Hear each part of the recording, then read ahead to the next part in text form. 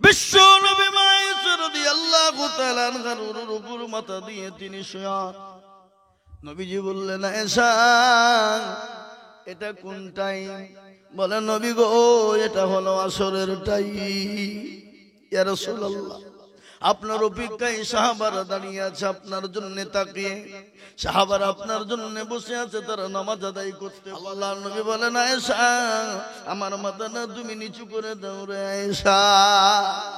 বিশ্ব নবীর মাথা না যখন নিচু করা হলো, নবীজির দুই চোখের কোন দিয়ে গড় গড় গড় গড় করে পানি ঝরে যায়। এদিকে সাহাবারা জামাত করে নামাজ আদায় করে নিয়েছে। হযরতে আবু বকর জামাতের নামাজের পরে সালাম ফিরানোর পরে হযরতে আবু বকরের চোখ দিয়ে ঝরঝর ঝরঝর করে পানি ঝরে যায়। হাউমা করে সাহাবাদের সামনে কান্না শুরু করে দিল। বললেন, আয়েশা রে কখনো কখনো সুখের হয়ে যায়। বলে কিরকম করে? বলে, ইয়া রাসূলুল্লাহ চোখের পানি আবার সুখের হয় কি করে? নবী বলেন, আয়েশা এ নামাজকে কায়েম করতে গিয়ে আমি নবী তাইফের ময়দানে রক্ত দিয়েছিলাম। আমি নবী। আল্লাহু আকবার। ফেরেশতারা বলেন, মাবুদ গো আর সহ্য হলো না, একটাবার তুমি অর্ডার দিয়ে দাও, একটাবার হুকুম দিয়ে দাও, তাইফের ময়দানকে বরবাদ করে দেব, তাইফের ময়দানকে ধ্বংস করে দেব। আমার আল্লাহ বলেন, ও ফেরেশতা আমার হাবিবুল্লাহর জন্য তোমাদের অন্তর কাঁদে না, আমার হাবিবুল্লাহর জন্য তোমাদের বুক ফাটে না। আল্লাহর নবী বলেন, আয়েশা এত মার মেরেছিল আমাকে, আমি তো নবী। আয়েশা বললেন, নবী গো আপনি তো বেগুনা, আপনি তো মাসুম, আপনার তো কোনো গুনাহ না। ওগো নবীজি আপনি কেন মানুষের দুয়ারে দুয়ারে এরকম করে বেড়াইবেন? আল্লাহর নবী বলেন, আয়েশা রে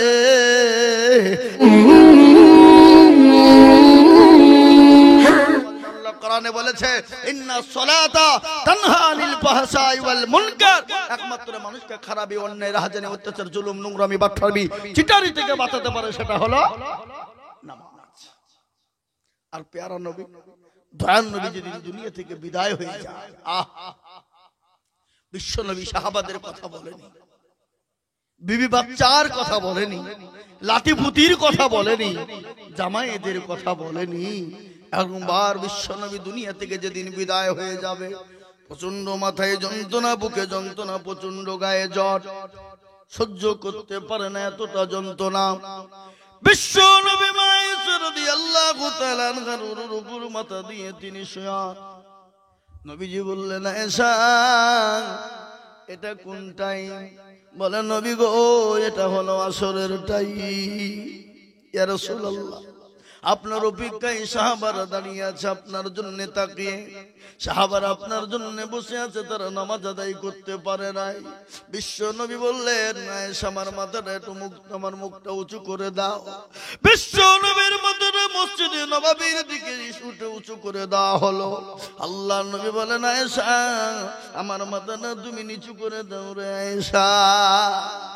বিশ্ব নবীর মাথা না যখন নিচু করা হলো, নবীজির দুই চোখের কোন দিয়ে গড় গড় গড় গড় করে পানি ঝরে যায়। এদিকে সাহাবারা জামাত করে নামাজ আদায় করে নিয়েছে। হযরতে আবু বকর জামাতের নামাজের পরে সালাম ফিরানোর পরে হযরতে আবু বকরের চোখ দিয়ে ঝরঝর ঝরঝর করে পানি ঝরে যায়। হাউমা করে সাহাবাদের সামনে কান্না শুরু করে দিল। হযরত ওমর বললেন, আলী বললেন, উসমান বললেন, কি ব্যাপার এতগুলো সাহাবা দেখতে কেউ কান্না করে না, আবু বকর কান্না করে কেন? আবু বকর বললেন, আবু বকর কান্না করে কেন? সমস্ত সাহাবারা বলছেন, আবু বকর তুমি কান্না করো কেন? ও কি ব্যাপার? হযরত আবু বকর সিদ্দিক রাদিয়াল্লাহু তাআলা আনহু বলছেন, ও নবীর সাহাবারা, আমার বন্ধু বরেরা, আমার সাথে ভাইয়েরা শুনে নাও, আজ দিকে মনে হয় নবীজির পিছনে আমরা নামাজ থেকে মাহরুম হয়ে গেলাম।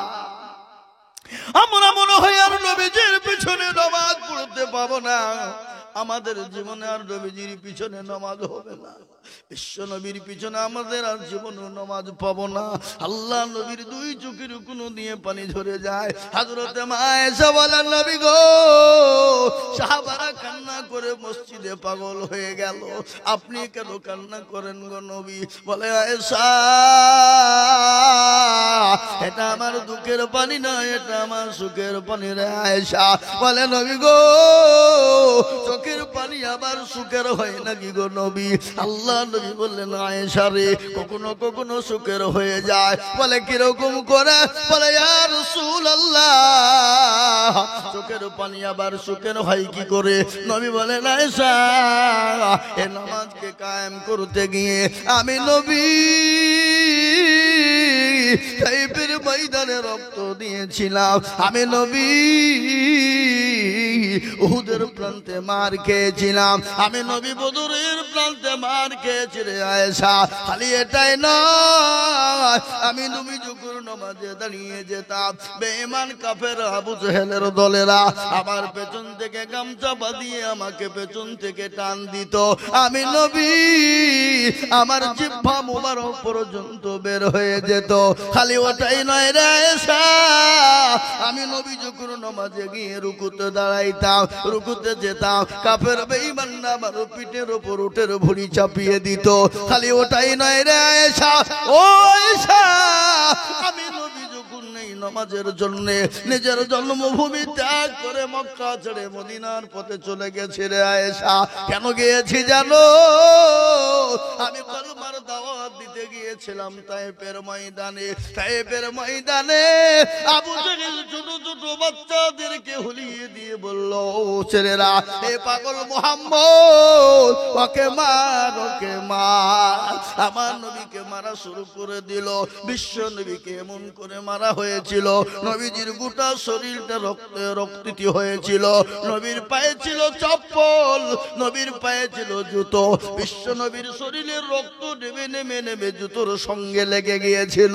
জুতোর সঙ্গে পা লেগে যায়। বিশ্ব নবী বেহুশ হয়ে তাইফের ময়দানে পড়ে গেল। মক্কার জমিনটা আপনার কি হয়ে গেল? সব বুঝতে পেরেছে নবী মনে হয় আর দুনিয়ার জমিনে কেউ নবী নাই। ও আল্লাহু আকবার। ফেরেশতারা বলেন, মাবুদ গো, আর সহ্য হলো না, একটাবার তুমি অর্ডার দিয়ে দাও, একটাবার হুকুম দিয়ে দাও, তায়েফের ময়দানকে বরবাদ করে দেব, তায়েফের ময়দানকে ধ্বংস করে দেব। আমার আল্লাহ বলেন, ও ফেরেশতা, আমার হাবিবুল্লাহর জন্য তোমাদের অন্তর কাঁদে না, আমার হাবিবুল্লাহর জন্য তোমাদের বুক ফাটে না। আমি আল্লাহ পর্যন্ত আমার অন্তর কেঁপে যায়, কিন্তু আমার নবী একটু বড় যদি বলে, আল্লাহ তাইফের মাটিকে তুমি বরবাদ করে দাও, ধ্বংস করে দাও, আমি আল্লাহ, আমার নবী বলা প্রয়োজন না, একবার মুখটা তুলে হা করবে, আমি আল্লাহ আমার নবীর চেহারার মুখের দিকে তাকিয়ে আমি তাইফের মাটিকে বরবাদ করে দেব, ধ্বংস করে দেব। কিন্তু বিশ্ব নবী আল্লাহর কাছে বদদুয়া করলেন না, রক্ত মাখা শরীর নিয়ে বাড়ির দিকে রওনা হলেন। নবীজির কলিজার টুকরা নয়নের মণি ফাতেমা আল্লাহ নবীর জন্য একবার দরজার কাছে আসে, একবার ঘরের ভিতরে যায়। আমার নবী আমার আব্বা জান এখনো কেন আসে না? কিন্তু দেখলেন বিশ্ব নবী রক্ত মাখা শরীর নিয়ে বিশ্ব নবী যখন বাড়িতে ঢুকলেন, ফাতেমা নবীজির দিকে তাকিয়ে বলেন, আব্বা হুজুর, ওগো আব্বা জান, ওগো আল্লাহর হাবিবুল্লাহ, আপনার এই হাল কেন হয়ে গেল? এরকম অবস্থা কেন হয়েছে? একটু দয়া করে মেহেরবানি করে বলো, আমি তাদের জন্য একটা বড় বদদুয়া করে দিই। বিশ্ব নবী দয়া নবী বলেন, বিটি রে, ওরে আমার কলিজার টুকরা মেয়ে, ওরে আমার ফাতেমা, তারা আমাকে চিনে না, আমি নবী তারা বুঝে না, আমি রাসূল তারা জানে না, আমি নবী যদি তারা জানতো তাহলে আমার গায়ে তারা কোনোদিন হাত দিত না। ওগো বিটি, খবরদার তাদের জন্য বদদুয়া করো না, আর তাদের জন্য যদি বদদুয়া করে দাও আর তারা যদি বরবাদ হয়ে যায়, ধ্বংস হয়ে যায়, আমি নবী কার কাছে কলেমার দাওয়াত নিয়ে যাব, আমি কাকে কলেমা পৌঁছে দেব, আমি কাকে বলবো আশহাদু আল্লা ইলাহা ইল্লাল্লাহু ওয়া আশহাদু আন্না মুহাম্মাদান আবদুহু ওয়া রাসূলুহু। বিটিরে খবরদার তাদের জন্য বদদুয়া করো না। আমার নবী যদি বদদুয়া করে দিত তাইফের মাটিকে বরবাদ করে দেওয়া হতো, কিন্তু আল্লাহর নবী বলে না এসব এত মার মেরেছিল আমাকে, আমি তো নবী। মা আয়েশা বললেন নবী গো আপনি তো বেগুনা, আপনি তো মাসুম, আপনার তো কোনো গুনাহ না। ওগো নবীজি আপনি কেন মানুষের দুয়ারে দুয়ারে এরকম করে বেড়াইবেন? আল্লাহর নবী বলেন আয়েশা রে আমি নবী সহ্য করতে পারবো না। বলে কেন গো নবী? বলে আমার উম্মত উম্মতি জাহান্নামে যাবে, আমার উম্মত উম্মতি কবরে কষ্ট পাবে, আমি আল্লাহ নবী কখনোই সহ্য করতে পারবো না। বিশ্ব নবী মা আয়েশার ঘর থেকে তিনি জান্নাতুল বাকিতে গিয়েছিলেন। জান্নাতুল বাকিতে গিয়ে আল্লাহ নবী আল্লাহর কাছে প্রার্থনা করে বলেছিলেন ইয়া আল্লাহ ওগো মাবুদ গো আমার উম্মত উম্মতি কবর থেকে বাঁচতে পারবে না, আমার উম্মত উম্মতি জাহান্নাম থেকে বাঁচতে পারবে না। কবর বড় কঠিন, কবর বড় ভয়ঙ্কর, কিয়ামতের মাঠটা বড় কঠিন। সূর্য মাথার উপর নেমে আসবে, মগজ গলা টং বং করে গলবে। ওগো আল্লাহ আমার উম্মত উম্মতির জীবনের গুনাহগুলোকে মাফ করে দাও। আল্লাহ বলেন হাবিবুল্লাহ আমি আপনার উম্মত উম্মতির 4 ভাগ গুনাহ আছে, তার মধ্যে আমি 1টা ভাগ গুনাহকে ক্ষমা করে দিলাম। জোরে বলুন সুবহানাল্লাহ। কিন্তু বিশ্ব নবী দোয়া বন্ধ করলেন না, বলে এ পরওয়ারদিগার আলম ওগো আল্লাহ আমার উম্মত উম্মতির একটা গুনাহ মাফ করলে বাঁচবে না, আমার উম্মত উম্মতির জীবনের গুনাহকে মাফ করো। আল্লাহ বলেন নবী গো ওগো রাসূল হাবিবুল্লাহ আমি আপনার উম্মত উম্মতির 4 গুনার মধ্যে আমি 3টি গুনাহকে মাফ করে দিলাম, কিন্তু একটা গুনাহ জীবনেও কোনোদিন মাফ করব না। সব গুনাহ আল্লাহ মাফ করে দিতে চাইলেন, কিন্তু একটা গুনাহ মাফ করতে চাইলেন না। কোন গুনাহ? জোরে কোন না? শিরিকের গুনাহ। আমার মনে হয় বুধিয়ায় শিরিকের গুনাহ হয় না? হয় হয়। শিরিক কাকে বলে? যাদের 8-10 বছর বিয়ে হয়েছে বাচ্চা হয়নি, তারা তালতলা বেলতলা গাছতলা মেহেদিতলা হরহরিয়া ললডাঙ্গা পেয়ারডাঙ্গা এখানে সেখানে ছেলে চাইতে বাচ্চা চাইতে যায় না যায় না? বলে মেরে খাজা को तुम्हें एक लड़का बना दो। আল্লাহ বলছে তোকেও ফাটাবো খাজাকেও ফাটাবো। কি বুঝতে পারলেন আমার কথা? না সন্তানের মালিক কে? সন্তানের মালিক আল্লাহ। কাউকে বেটা দেয় তো বিটি দেয় না, কাউকে বিটি দেয় তো বেটা দেয় না, কাউকে বেটাও দেয় বিটিও দেয়, কাউকে কিছুই দেয় না। ইন্নাল্লাহা আলা কুল্লি শাইইন কাদির। সন্তান দেওয়ার মালিক কে? সর্বশক্তিমান কে? জোরে বলুন। সবের মালিক আল্লাহ, সন্তান দেওয়ার মালিক আল্লাহ। আপনি কারো কাছে যে সন্তান চাবেন তাহলে আপনারা মনে হচ্ছেন পীরের নাম পীরের নাম করেনি। এখনকার আমাদের দেশের পীর তো পীর লয় না, কি বলছেন আপনারা? এখন আমাদের দেশের পীর এখন তো এরকম বাপ এরকম পীর লাই। এরকম মানে এসো বায়াত হও, নামাজ পড়ো, কোরআন পড়ো, জিকির করো, তাসবিহ করো, আল্লাহকে ডাকো, 5 ওয়াক্ত নামাজ পড়ো, এই হলো পীর। আর এখনকার পীর খালি লেওয়ার পকেটে ভরো, নাকি বুঝেন আপনারা? বলুন নামাজ নাই। আর এখন তো আবার এমন পীর হয়েছে যদি তুমি পীরের মুরিদ হও তো তোমাকে নামাজ পড়তে হবে না, পীরের দোহাই দিয়ে তুমি জান্নাতে চলে যাবা। আল্লাহ বলছে তোকেও ফাটাবো, তোর মুরিদকেও ফাটাবো। জান্নাত তোর বাপের? এই বাবা জান্নাত করে বাপের? জোরে বলুন বাপের। হ্যাঁ আল্লাহর জান্নাত। জোরে বলুন ঠিক না বেঠি? আজকে আমাদের দেশে নামাজ নাই, রোজা নাই, কুল নাই, কলমা নাই, উত্তর দক্ষিণ কিছু নাই। এরকম পীর আছে না নাই? জোরে বলুন। ভাঙা পীর আছে। তাই বলে আমি পীরের দুর্নাম করছি না। পীর কে? খাজা মাইনুদ্দিন চিশতি রহমাতুল্লাহ নাই, কত বড় আল্লাহর ওলি জানেন তো আপনারা নাকি শোনেননি? খাজা মঈনুদ্দিন চিশতি রহমাতুল্লাহ আলাইহি এমন একজন আল্লাহর ওলি। ও মুসলমান গো, কান করে শুনে নাও, খাজা মঈনুদ্দিন চিশতি রহমাতুল্লাহ আলাইহি ভারতের মাটিতে পা দিলেন। 90 লক্ষ কাফের হাতে হাত দিয়ে মুসলমান হয়ে গেল। মাকে গিয়ে বলে, মা জননী, আজকে আমি বড় আনন্দিত, বড় গর্বিত গো মা। বলে, কেন রে বেটা? আজকে ভারতের মাটিতে 90 লক্ষ কাফের আমার হাতে হাত দিয়ে বাত হয়ে মুসলমান হয়ে গেছে। সুবহানাল্লাহ বলুন।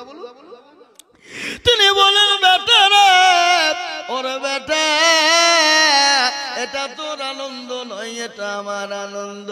বলে, মা গো মা, তোমার আনন্দ মানেই তো আমার আনন্দ। বলে, না রে বেটা না, ভালো করে শুন রে বেটা, বেটা তুই যে আমার কলিজার সন্তান, আমি যে তোর মা, তুই যে আমার গর্বে ছিলি রে বেটা। আমি জীবনে কোনোদিন তাহাজ্জুদের নামাজ কাজা করি না। সুবহানাল্লাহ বলু। আর এখন আমাদের দেশের মা বোনেরা পেটে বাচ্চা আসতে দেরি, কুড়িয়ে হইতে দেরি নাই। কি বুঝছেন আপনারা বলুন? অলস হতে দেরি নাই। স্বামীকে হুকুম, শাশুড়িকে হুকুম, শ্বশুরকে হুকুম, ননদকে হুকুম, মাকে হুকুম। কি বুঝছেন আপনারা বলুন? এ হুকুম করার জন্য পেটে ব্যথা উঠাও দেরি, আপনার সিজার করতেও দেরি নাই। কি বুঝছেন বলেন? অধিকাংশ সিজার এখন, আগের মা বোনদের 8টা 10টা 12টা করে বাচ্চা হয়েছে, একটাও সিজার হয়নি। কি বুঝছেন আপনারা বলুন? হয়েছে? তা বলে সিজার বলে কি? সিজার হয়নি, নরমাল বাড়িতে হয়ে গেছে। আগে মারা কি তো কি বুঝতে দাই দাই দাই নাকি? এই দাইমা ছিল না? হ্যাঁ, একটা গান, একটা বইয়ের গান আছে, দাইমা বলে একটা গান ছিল না? শুনুন আপনারা, ও দাইমা গো, হ্যাঁ, এই বাপদির আমার দাইমা। আগে দাইমার, এখন তো দাইমা নাই। আপনার লিয়ে দিচ্ছে লালবাগ হসপিটালে, তাই নিয়ে বের করে দিচ্ছে। নাকি বুঝছেন জোরে বলুন? ঠিক না? আল্লাহু আকবার। আগে মা বোনেরা পেটে বাচ্চা নিয়ে এইরকম করে ধান বাহিনী, তো ওটাকে কি বলে? ঢিকি। ঢিকি আর এরকম করে ঘুরায় তো, কার আটা সেন্টার যাতা। মা পেটে বাচ্চা নিয়ে ঢিকি বাহিনী ধান ভেঙে খাবার তৈরি করে স্বামীকে দিয়েছে, শ্বশুরকে দিয়েছে, শাশুড়িকে দিয়েছে, ননদকে দিয়েছে, স্বামীর ভাইকে দিয়েছে। দিয়েছে না দেয় না? জোরে বলুন। মানুষকে খাবার করে দিয়েছে। আর এখন আমার মা বোনদের পেটে বাচ্চা হতে দেরি, অমনি মোবাইল আর সিরিয়াল নিয়ে বসে থাকতে দেরি নাই। কি বুঝছে? ডাক্তার বলেছে চলাচলা করা হবে না। বলে, কেন? ক্ষতি হয়ে পড়িয়ে যেতে পারে নাকি? এই কথা বলছেন না কেন? অমনি মোবাইল আর সিরিয়াল। আপনাদের দেশের মা বোনরা সিরিয়াল দেখে না মনে হয়? না দেখে? সিরিয়াল দেখে না? আল্লাহু আকবার। দেশের মা বোনেরা সিরিয়াল নিয়ে পাগল। একই জ্বালা, কিরণমালা, বোঝে না সে বোঝে না, পরাণ যায় জ্বলিয়ারে। স্বামীকে বুঝে, দেখো শোনো, আমার নাম কিরণমালা, তোমার বিটি কটকটি। আচ্ছা বলেন, ওই মায়ের পেটে যদি বাচ্চা হয়, আর ওই মায়ের পেটে কি আল্লাহর ওলি আব্দুল কাদের জেলানি হবে? ও তো কটকটি হবে। নাকি বুঝছেন তোরা বলুন? মা ভালো তো ছেলে ভালো হবে না? হবে না? কেমন তার একটা ছোট্ট ঘটনা আমি মনে পড়ে গেল। মা ভালো তো তার ছেলে কেমন হবে দেখলেন। মাহবুবে সুবহানি, কুতুবে রব্বানি, বড় পীর আব্দুল কাদের জেলানি রহমাতুল্লাহ আলাইহি। কি আছে না? এদের বলো আল্লাহু আকবার। এই বলবো না? বলবো না? বলবো। মাহবুবে সুবহানি, কুতুবে রব্বানি, বড় পীর আব্দুল কাদের জেলানি রহমাতুল্লাহ। বেশি বলা হবে না, আমাকে কাল আবার ত্রিপুরা যেতে হবে, বুঝলেন না? প্লেন ধরতে হবে। ভাইরা আমার দরদি মুসলমান, তিনার আব্বা জানের নাম ছিল আবু সালে জঙ্গি মুসা রহমাতুল্লাহ আলাইহি। খোদার তুলনায়, পিপাসার তুলনায় নীল নদীর ধারে একদিন পানি পান করতে বসেছে বাপ। পানি পান করার জন্য পানি পান করবে, ইতিমধ্যে একটা আপেল একটা সেব ভেসে চলে যায়। যাই না গো, শুনেননি ঘটনা আপনারা? আপেলটা তিনি খোদার তুলনায় খেয়ে নিলেন। নিয়ে বলছে, মাবুদ গো, আমি কার আপেল খেয়ে নিলাম? ও মাওলাই কারীম, আপেলওয়ালা যতক্ষণ পর্যন্ত ক্ষমা না করবে, আল্লাহ তুমি তো আমাকে ক্ষমা করবা না। তিনি কি করলেন? হাঁটতে শুরু করে দিলেন। বিরাট লম্বা লম্বা কাহিনী আমি সংক্ষিপ্ত আপনাদেরকে শোনাচ্ছি। তিনি হাঁটতে শুরু করে দিলেন, বাগানে গিয়ে পৌঁছে গেলেন। বাগানে কর্মচারীকে গিয়ে বললেন, ও কর্মচারী ভাইয়েরা, এ বাগানের মালিককে? বলে, কে গো পথিক? বাগানের মালিক তো অমুক জনা, তুমি চলে যাও। তিনি চলে গেলেন। যাওয়ার পরে বাড়ির মালিকের কাছে গিয়ে সালাম দিলেন। সালাম বুঝেন তো? এই বাবা, আপনারা সালাম দেন না কারোর বাড়িতে গেলে? নবীজি কি বলেছেন? আফসুস সালাম কবলাল কালাম, আগে সালাম পরে কালাম।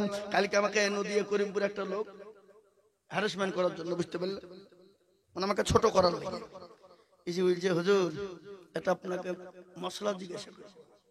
কিসের মশলা? জিরিয়ে মশলা? ও তো আমি জানিনি। যে না না, ও জিরিয়ে মশলা করবো কেন? আপনাকে আদা মশলা দরকার কি? আপনি কেউ ব্যবসা করেন?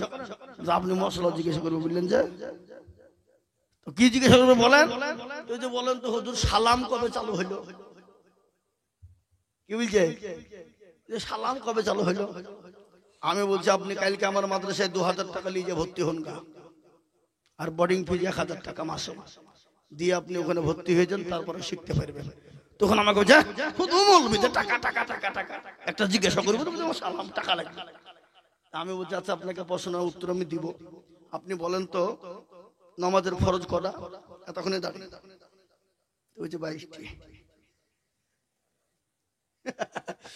আমি বলছি, বাবা, তখন গণতে শুরু করে দিয়েছে, 22টি বলে শুরু করে দিয়েছে গণতে। বলছে থামেন, 22টা বললেন। আচ্ছা বলেন তো গোসলের ফরজ কটা? বলছে 6টা। বুঝতে পারলেন না? এরকম কিছু লোক আছে না? নাই জোরে বলুন। হ্যাঁ, কাউকে ছোট করার লেগে বাপজি পেছনে পেছন দৌড়িয়ে বেড়ায়, কিন্তু ওকে জিজ্ঞাসা করবেন ভালো কত জানা। এরকম লোক আছে না? নাই জোরে বলুন। মুসলমান দরদি তিনি গিয়ে সালাম দিয়ে দিলেন। বাড়ির মালিক বলছেন, ওয়ালাইকুম আসসালাম, কে তুমি? কোথা থেকে এসেছো বাবা? কোথায়? তোমার নাম কি? তোমার নাম কি? পরিচয় বলো। বলে, মালিক গো, এ বাগান আপনার? বলে, হ্যাঁ। কে তুমি? বলে, খোদার তুলনায় পানির পিপাসায় আমি একটা আপেল বেঁচে যাচ্ছিল, খেয়েছি, এর জন্য আমি আপনার কাছে ক্ষমা প্রার্থী, ক্ষমা করবেন, মাফ করবেন। বড় কাহিনী, আমি ছোট্ট করে বলছি এটা।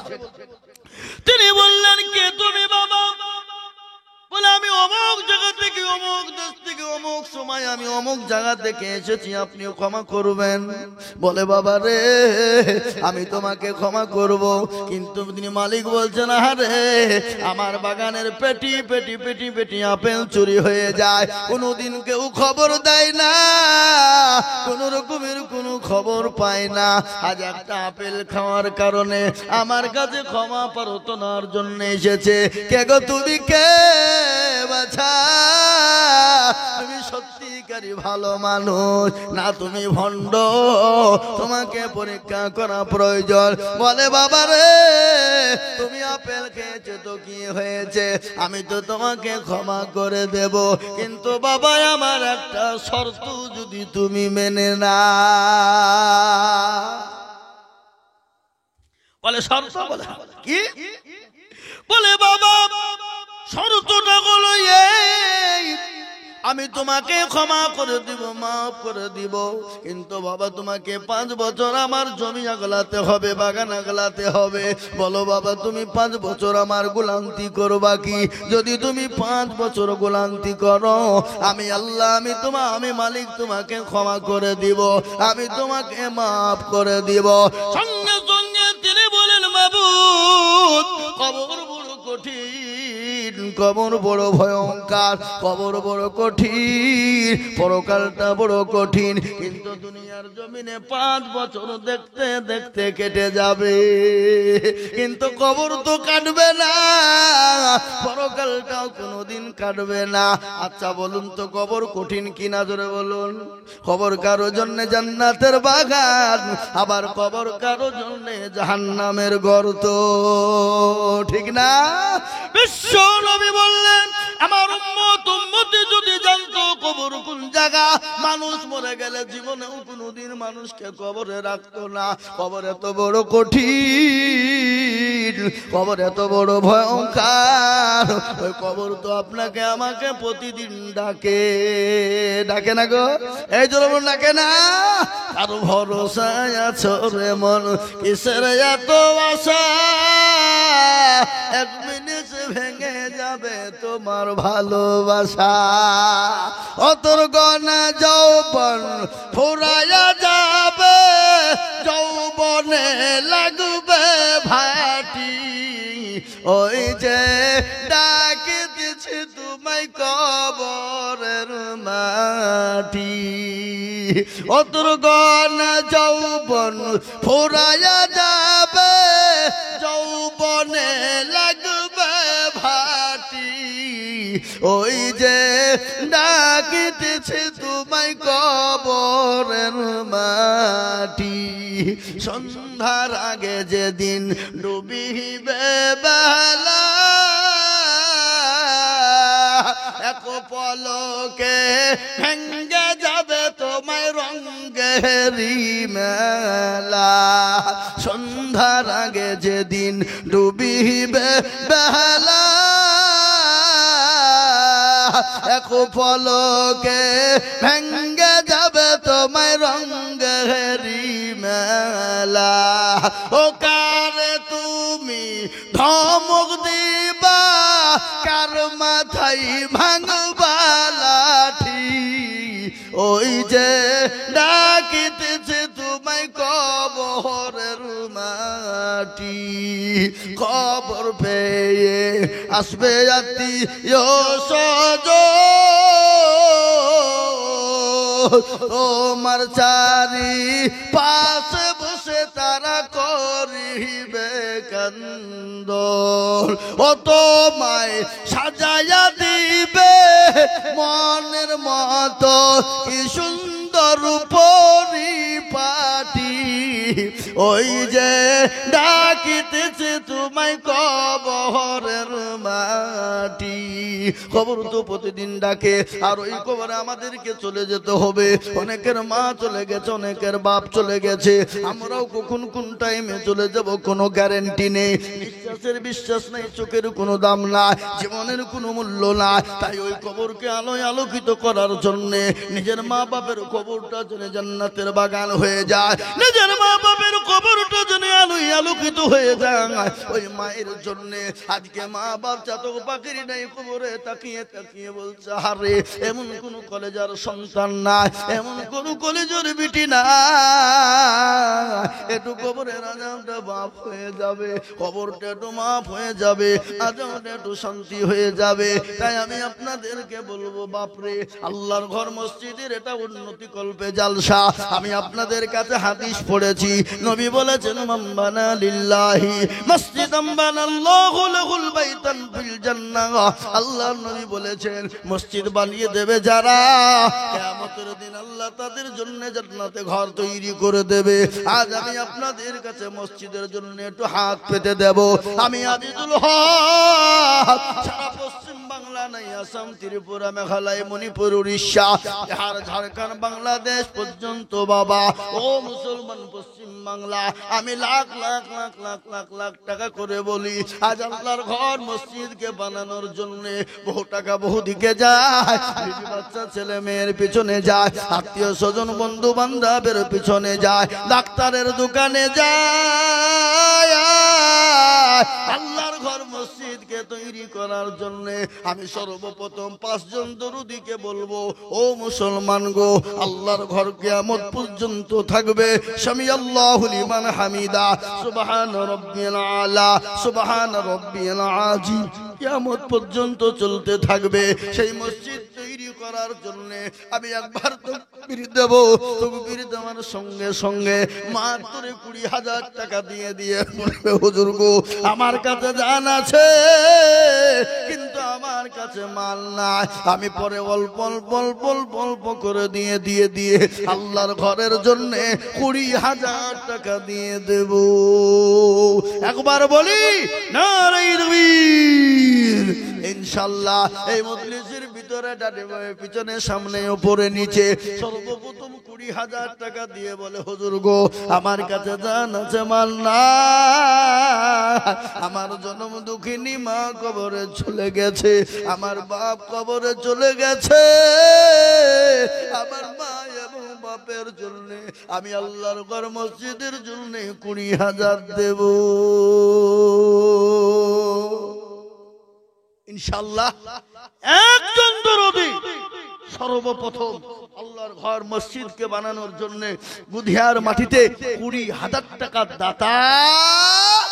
হাতটা উঁচু করে দিয়ে বলুন, আমি আপনাদের কাছে বেশি সময় নিব না, আমি চলে যাব বাবা, আগামী কালকে বহুদূর প্রোগ্রাম আমার আছে বাবা, বহুদূর চলে যাব ত্রিপুরা রে বাবা, তাই আমি আপনাদের জন্য খাস করে দোয়া করব দরদি ও মুসলমান, আল্লাহ ওয়ালা দিন ওয়ালা কোরআন ওয়ালারা আল্লাহর ঘর মসজিদকে বানানোর জন্য মাত্র 20,000 টাকা দিয়ে বলে হুজুর গো আমার কাছে জান আছে মাল না, আমি পরে অল্প অল্প করে দিয়ে 20,000 শোধ করে দেব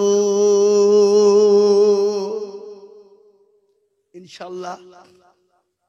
একজন ভাগ্যবান এই মজলিসের ভিতরে গুধিয়ার মসজিদ, এই মসজিদকে জিন্দা করার জন্য আল্লাহর ঘরের জন্য 20,000 টাকা দিয়ে বলে হুজুর আমার কাছে জান আছে মাল না, আমি পরে অল্প অল্প করে দিয়ে 20,000 টাকা শোধ করে দেব।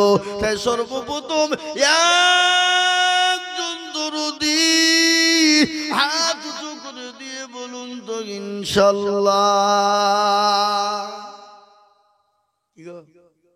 গুধিয়ার মাটিতে এমন কোন একটা আল্লাহর বান্দা নাই বলে হুজুর ইনশাআল্লাহ আল্লাহর ঘরের জন্য বহু টাকা বহু দিকে যাই, বিবি বাচ্চার ছেলে মেয়ের পিছনে, আত্মীয় স্বজনের পিছনে, ডাক্তারের কাছে চলে যাই গো হুজুর আমার মা এবং বাপ দুনিয়া থেকে চলে গেছে, আল্লাহর ঘর কিয়ামত পর্যন্ত থাকবে, কবরে শুয়ে শুয়ে শুয়ে ডেকি হয়ে যাবে। তাই সর্বপ্রথম দরদি 20,000 টাকার দাতা একজন ভাগ্যবান এই মজলিসের ভিতরে হাত উঁচু করে বলুন নাই। হাবা এই গুধিয়ার মাটিতে 20,000 টাকা দেবে এমন কোন ভাগ্যবান, এমন কোন নবীর প্রেমিক, এমন কোন আল্লাহর পেয়ারা বান্দা একটু হাতটা উঁচু করে দিয়ে বলুন ইনশাআল্লাহ নাই নাই। ও ভাই মুসলমান ঠিক রাখো ঈমান, ইসলামের বাতি যেন ডুবায়ো না, ইসলামের বাতি ডুবিয়ে দিলে হবে না রে বাবা। তাই আমি আপনাদেরকে বলবো দরুদে মুসলমান গো, ও আল্লাহ ওয়ালা কোরআন ওয়ালা নবীর প্রেমিক দিনদার ইমানদার মুসলমান, সর্বপ্রথম একজন 20,000 টাকা দিয়ে বলি বলে হুজুর গো আল্লাহর ঘর, কোরআন আল্লাহর ঘরকে বানানোর জন্য আমার বহু টাকা বহু দিকে চলে গেছে, আজকে 20,000 টাকা আল্লাহর রাস্তায় দেব, এমন কোন একজন দরুদি হবে না বলে হুজুর গো আমার কাছে জানাতে মাল নাই, আমি পরে অল্প অল্প করে দিয়ে শোধ করে দেব, এমন কোন ভাগ্যবান একজন দরদি তো হাত উঁচু করে বলুন। হাবা গুধিয়ার মাটিতে 20,000 টাকা দেওয়ার দাতা ইনশাআল্লাহ একজন দরদি হবে না নাই 20,000। হাবা আমি আপনাদেরকে বলি 20,000 টাকার দাতা একটা নাই।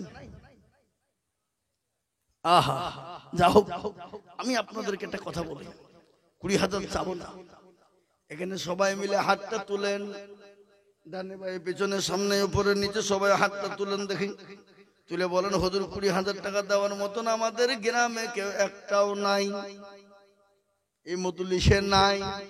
কি বুঝেন আপনারা বলুন? যাতে মাতাল হইলেও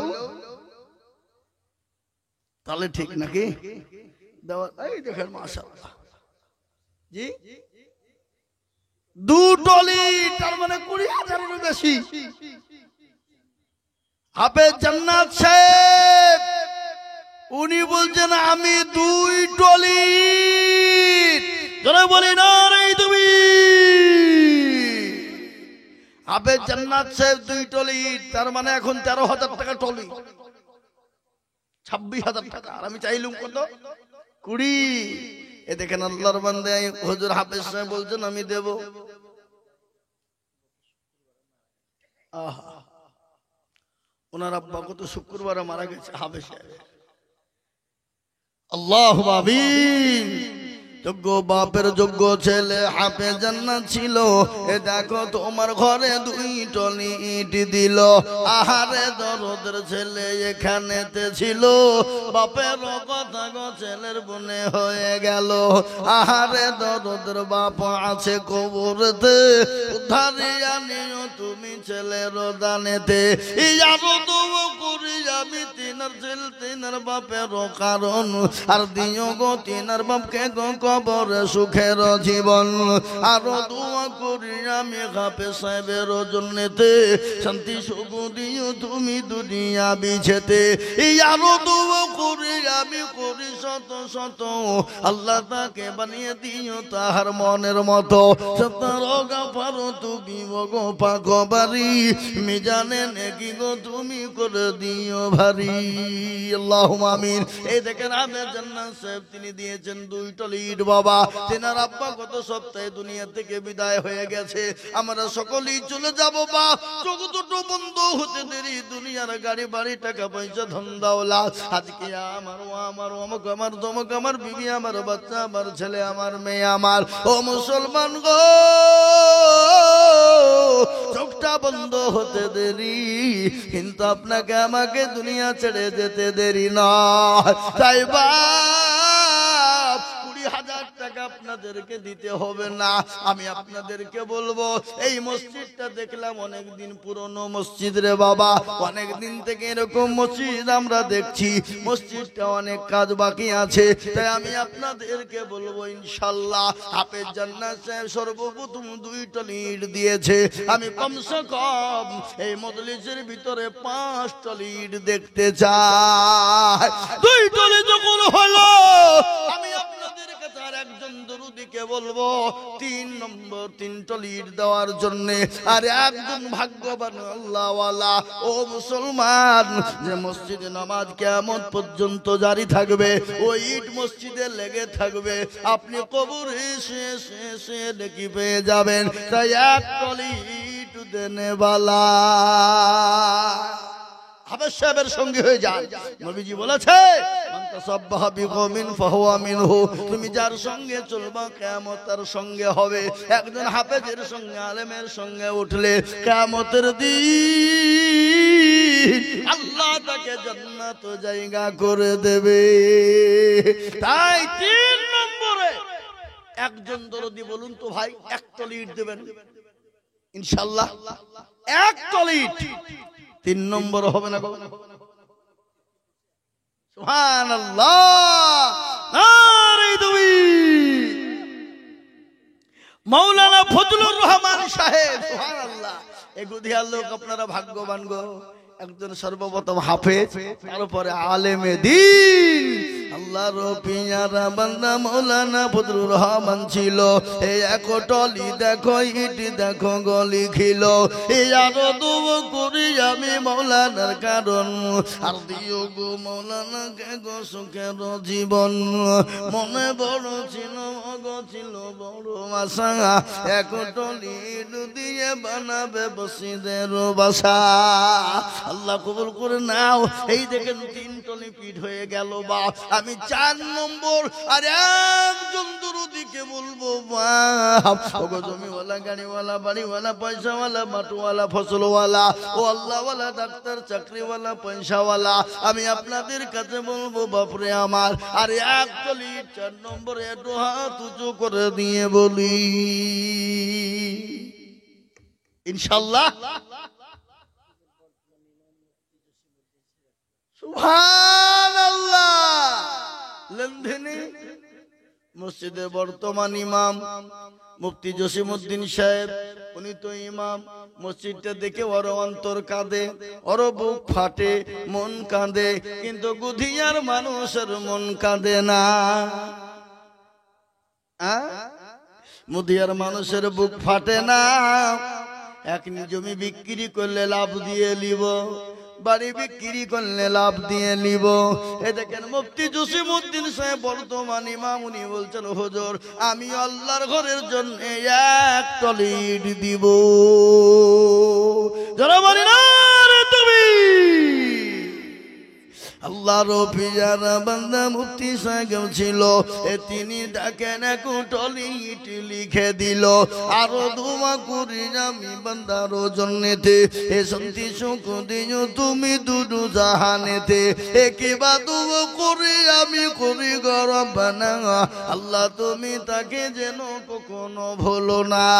এই দেখেন 4 নম্বর হয়ে গেল বাবা। আমি কম করে 5 টলি ইট দেখতে চেয়েছিলাম, 4 টলি হয়ে গেল। আর একজন দরুদি ইনশাআল্লাহ এক টলি ইট দিয়ে 5 নম্বর হাত উঁচু করে দেবে।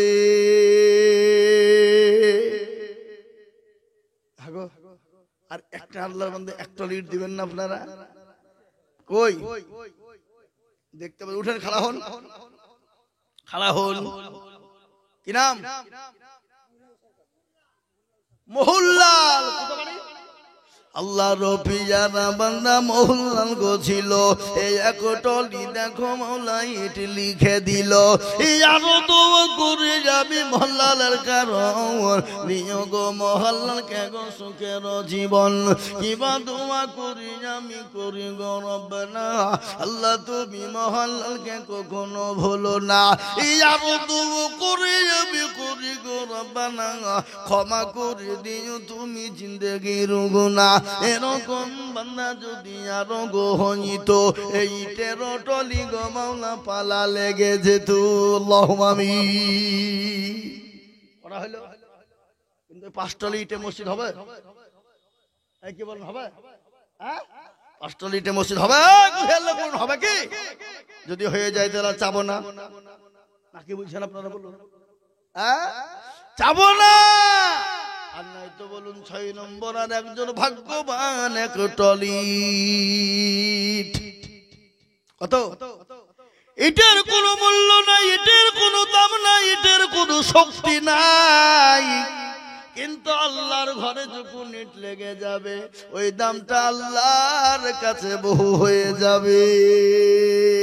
কাপড়ের কোনো মূল্য নাই, কাপড়ের কোনো দাম নাই। এই কাপড়টা যখন জুজদান বানিয়ে কোরআনের সঙ্গে লেগে যাবে, এই জুজদানের দাম কোরআনের মর্যাদায় বেড়ে যাবে।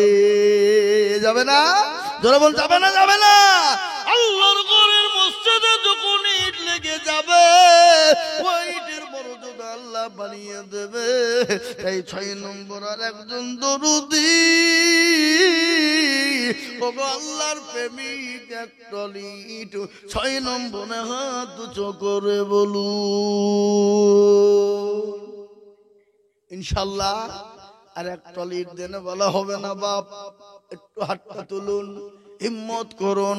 মসজিদের সেক্রেটারি, সভাপতি, ক্যাশিয়ার কারা আছে তাদেরকেও বলবো। সে মালগুলা নাই নাকি? নাই যে ইনশাআল্লাহ একটা আল্লাহর বান্দা 6 নম্বরে এক টলি ইট দেবেন ইনশাআল্লাহ। বলুন কি গো? গদিয়ার এটা কাকসা নাকি? আর গদিয়া কাকসার মানুষ। আমি আপনাদেরকে বলি আল্লাহর ঘর মসজিদ কিয়ামত পর্যন্ত থাকবে। আপনার দান কখনো বিফলে যাবে না, পানিতে পড়বে না। সোনা ও মুসলমান ঠিক রাখো ঈমান, ইসলামের বাতি যেন ডুবায় না। ইসলামের বাতি ডুবিয়ে দিলে হবে না বাপ। তাই আমি আপনাদের কাছে বলবো, 5 তলি যখন হয়ে গেছে রে বাবা, ইনশাআল্লাহর 1 তলি দিয়ে 6 নম্বর হয়ে যাক, আল্লাহর ঘর মসজিদটা তৈরি হয়ে যাক দরদি ইনশাআল্লাহ। আর একটা ভাগ্যবান হবে না গো, 1 তলি দেবেন ইনশাআল্লাহ। ওই দেখেন মাশাআল্লাহ দাস্তান আল্লাহর পিয়ারা বান্দা দাস্তান সরকার ছিল। এ নাম্বার 6-তে দেখো 1 টলি হলো। আরো দোয়া ছেলে উঠলে কিন্তু 1 টলি ইট লাগবে। যাও 1 টলি ইট লিখে দাও, হবে না? আল্লাহর পিয়ারা বান্দা দাস্তান সরকার ছিল। এই 1 টলি দেখো দেখো ইট লিখে দিল। আরো দোয়া করে আমি করি করবানা, দাস্তান সরকারকে তুমি কখনো ভুলো না। আপনাদের এখানে মন্ডল আছে, সরকার আছে, মল্লিক আছে, পেছনে বসে মনে হয় মল্লিক নাকি, তাহলে কি শেখ? হ্যাঁ, আমি আপনাদেরকে বলি বাপ, আচ্ছা একটু সবাই মিলে কেন হাত তোলেন, ডানে বায়ে পিছনে সামনে উপরে নিচে যারা আছে সবাই হাত তোলেন একবার, দিয়ে বলেন জাহান্নামে কারা কারা যাবেন, হাত তোলেন। কেউ জাহান্নামে যাবে না, কেউ যাবে না। আচ্ছা বলেন তো জাহান্নামের দরজা কয়টা? জোরে কোন? 7। আসমান কয়টা? 7। বলুন তো যে জমিন আমরা বসে আছি জমিন কটা? 7। আমরা বলি 7 তবক আসমান বলি কিনা ধরে বলুন। জাহান্নামের দরজা হলো 7টা। আমি আপনাদেরকে বলবো দরদি মুসলমান গো, ওগো গুধিয়াওয়ালারা, 7 নম্বর আর একজন ভাগ্যবান আল্লাহর ওয়ালা হবে না, দিনওয়ালা হবে না। জাহান্নামের 7টা দরজা বন্ধ করনে ওয়ালা ভাগ্যবান যিনি, জাহান্নামের 7টা দরজা বন্ধ করে